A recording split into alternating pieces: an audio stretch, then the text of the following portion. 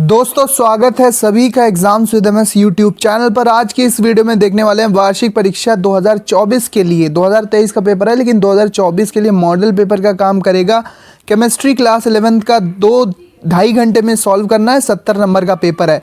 ये पेपर प्राप्त हुआ है सोनू चौहान, जो कि कसीमाबाद गाजीपुर ज़िला उत्तर प्रदेश के निवासी। उन्होंने ये भेजा है, वहाँ से ये पेपर बन रहा है। कोड इसका यहाँ पर आर्यन है, ठीक है, कोड आर्यन है। पूरा पेपर देख लेते हैं कि कैसा आता है वार्षिक परीक्षा में पेपर। तो यहाँ पर सबसे पहले देखो, सबसे पहले यहाँ पर लिखा है कि सभी प्रश्न अनिवार्य हैं। पहला प्रश्न है कि 2p2 इलेक्ट्रॉन की चुंबकीय क्वांटम संख्या कितनी होगी, यानी कि m पूछ रहे हैं। अब 2p2 में जब जाओगे आप अंदर तो p में 3 ऑर्बिटल, p2 यानी दूसरा वाला, यहाँ पर +1 या -1 0 और -1 या -1 से लेकर +1 तक होता है। तो यहाँ पर इस तरह से आप कर सकते हो कि -1 0 और +1 आएगा। तो यहाँ पर 2p2 इस वाले में है तो यहाँ पर ये 0 होगा। पहला वाला ऑप्शन सही है। दूसरा है कि अणुओं की न्यूनतम संख्या होगी। एक प्रश्न आप पे छोड़ रहा हूँ, कमेंट बॉक्स में ज़रूर बताना। और साथ ही साथ ये भी बताओ कि आप ये वीडियो कौन से शहर, कौन से गांव से देख रहे हो। अपने गांव, शहर, प्रदेश का नाम ज़रूर बताना। कौन से स्टेट से देख रहे हो, यूपी से, एमपी से, झारखंड से, राजस्थान से, उत्तराखंड से, कहाँ से देख रहे हो, कमेंट बॉक्स में ज़रूर बताओ दोस्तों। और वीडियो को लाइक कर दिया करो, वीडियो को लाइक कर दिया करो। ऐसे ही मॉडल पेपर आते रहेंगे। तो अणुओं की न्यूनतम संख्या किस में होगी? 1 मोल CO2 में होगी। आप पे छोड़ रहा हूँ छोटा सा न्यूमेरिकल, STP पर 11 लीटर CO2 में, या 22 ग्राम CO2 में, या 11 ग्राम CO2 में। अगला प्रश्न है हमारे पास, अगला प्रश्न है कि प्रबल अम्ल तथा प्रबल क्षार की उदासीनीकरण ऊष्मा कितनी होगी? तो दोस्तों प्रबल और अम्ल और प्रबल क्षार पूर्णतः आयनित हो जाते हैं, इसीलिए इनकी जो उदासीनीकरण ऊष्मा होती है 13.7 किलो कैलोरी रहती है। तो यहाँ पर पहला वाला विकल्प ए वाला ऑप्शन सही है। बर्फ पिघलती है तो एंट्रोपी, दोस्तों बर्फ पिघलेगी तो एंट्रोपी बढ़ जाएगी, क्योंकि ठोस की एंट्रोपी सबसे कम, फिर द्रव की उससे ज़्यादा, गैस की सबसे ज़्यादा होगी। तो बर्फ ठोस होता है, जब वो पिघलेगा तो द्रव में बदलेगा, अव्यवस्था की माप बढ़ेगी, ठीक है। अव्यवस्था बढ़ेगी तो एंट्रोपी भी बढ़ेगी। तो यहाँ पर बी वाला ऑप्शन सेकंड वाला यानी बा दिया है। ABCD दिया हो, 1 2 3 दिया हो तो उस हिसाब से कर लेना अपना। वेग स्थिरांक का मान ताप बढ़ाने पर बढ़ता है। Kc की वैल्यू ताप बढ़ाने पर बढ़ती है, ठीक है। अगला प्रश्न है दोस्तों कि प्रतिरोधक विलयन में अम्ल या क्षार मिलाने पर, प्रतिरोधक विलयन में अम्ल या क्षार मिलाने पर क्या होगा? pH नहीं बदलेगा, pH घट जाएगा, pH बढ़ जाएगा, या कोई नहीं। pH मान स्थिर रहेगा, अपरिवर्तित रहेगा। पहला वाला विकल्प सही है, ए वाला ऑप्शन सही है। इसके बाद डेल्टा यू आंतरिक ऊर्जा परिवर्तन और डेल्टा H यानी कि एंथैल्पी परिवर्तन में क्या संबंध होता है? तो सी वाला ये संबंध आपको मिलेगा। Delta H = delta U plus V delta P, यानी कि जो एंथैल्पी चेंज होता है वो उसकी आंतरिक ऊर्जा में परिवर्तन प्लस किए गए कार्य के द्वारा होता है। तो सिस्टम पर कार्य किया जाए या फिर सिस्टम वातावरण पर कार्य करे। दूसरा है यहाँ पर कि अभिक्रिया दी है H2+9 H2+I2 होना चाहिए इसे, +2HI के लिए साम्य स्थिरांक का मात्रा क्या होगा? तो यहाँ पर इसको देख लेना। इसके बाद उदासीन विलयन का pH मान कितना होता है? तो उदासीन विलयन का pH मान 7 होता है, हम जानते हैं। बी वाला सही है। जो अम्लीय होगा 7 से कम होगा, क्षारीय होगा 7 से अधिक होगा, ठीक है। तो यहाँ पर ये वाला ऑप्शन सही है, 7। चलते हैं नेक्स्ट पेज पे और देखते हैं कि कौन से प्रश्न पूछे गए हैं। तो एक बहुविकल्पी प्रश्न छूट रहा है कि आदर्श गैस के लिए संपीड्यता कारक Z का मान कितना होता है? Z का मान कितना होता है? तो दोस्तों आदर्श गैस के लिए संपीड्यता कारक Z की जो वैल्यू होती है वो 1 होती है। ए वाला ऑप्शन सही है। अब दोस्तों मैं बता चुका हूँ आपको, पिछले भी पेपर में डाल चुका हूँ कई केमिस्ट्री के अलग अलग कोड के, A कोड, B कोड, तो उसको जाके देख लेना प्लेलिस्ट में। मैं लिंक भी दे दूंगा डिस्क्रिप्शन में, वहाँ पर जाके देख लेना अलग अलग कोड के। तो हेस का स्थिर ऊष्मा संकलन का नियम पूछा जाता है फर्स्ट ईयर वार्षिक परीक्षा में, याद कर लो।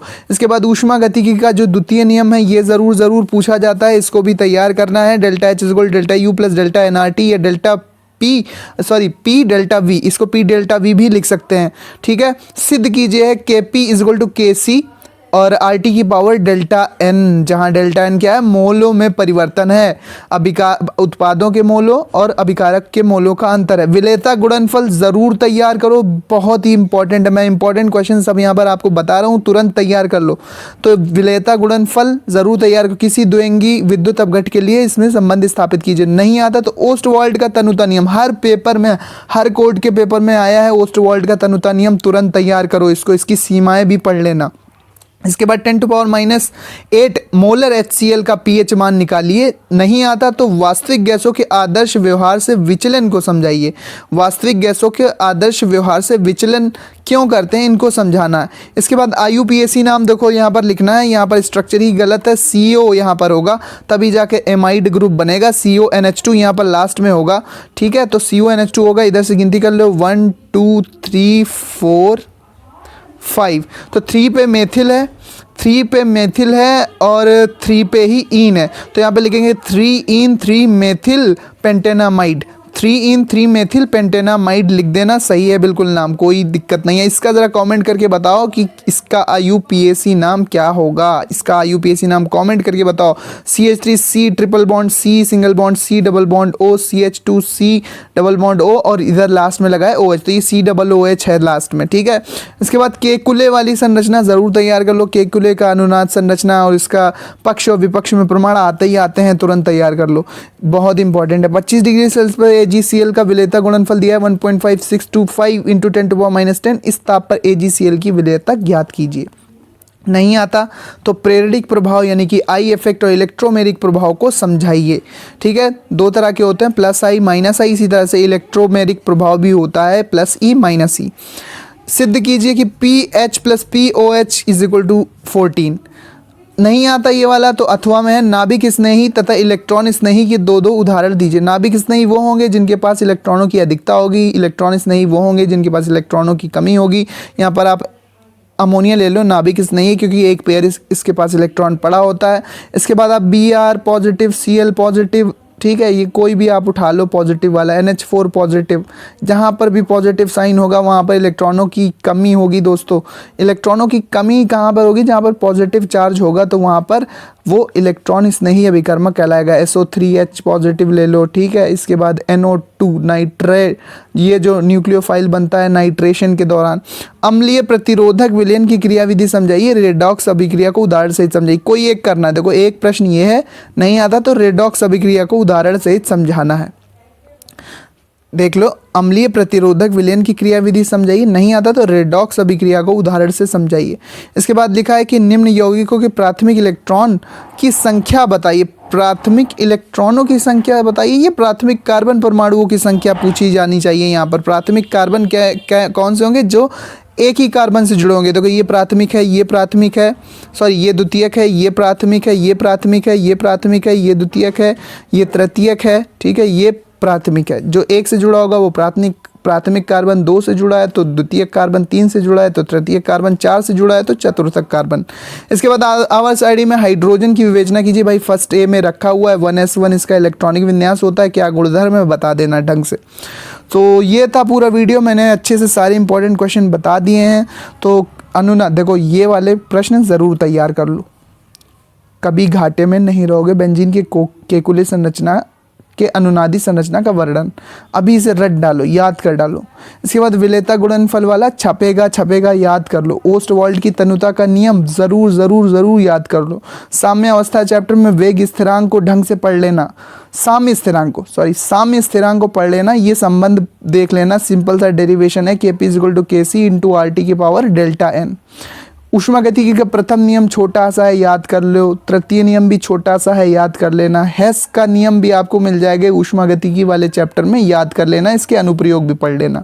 तो इतना सिंपल ये पेपर था पूरा। उम्मीद करते हैं वीडियो आपको पसंद आई होगी और आपने ये सभी क्वेश्चन सीख लिए होंगे। मैंने 2 क्वेश्चन पूछे थे आपसे, एक तो ये वाला, ठीक है, इसमें अणुओं की संख्या न्यूनतम किसमें होगी, और बस एक ही पूछा था। तो इसे कमेंट बॉक्स में ज़रूर बताना। ये क्वेश्चन थोड़ा गड़बड़ लग रहा है यहाँ पर, तो इसको देख लेना।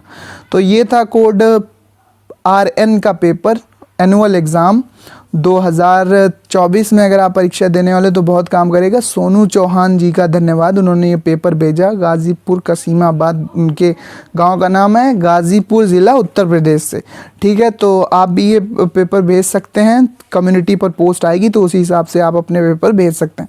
सो थैंक्स फॉर वॉचिंग। और इसका PDF आपको टेलीग्राम चैनल पर मिलेगा। टेलीग्राम चैनल का लिंक डिस्क्रिप्शन में दिया है, वहाँ पर जाओ, क्लिक करो, आपको सारे पेपर, इंपॉर्टेंट पेपर मिलते रहते हैं। चैनल को सब्सक्राइब कर लो। मिलते हैं अपने नेक्स्ट वीडियो में। पढ़ते रहिए, आगे बढ़ते रहिए। Thanks for watching and listening me. और क्या ही बोलूँ मैं, तो ये देख लो पूरा पेपर एक बार फिर से। स्क्रीनशॉट यहीं ले लो आप, स्क्रीनशॉट यहाँ पर आप ले लो, स्क्रीनशॉट ले लो, ठीक है। इसका भी स्क्रीनशॉट ले लो। तो यहाँ पे टेलीग्राम पे जाओ चाहे ना जाओ, ज्वाइन कर लो, वहाँ पर बाकी भी पेपर आते रहते हैं। So thanks for watching and good luck for the future दोस्तों। Thank you and bye bye.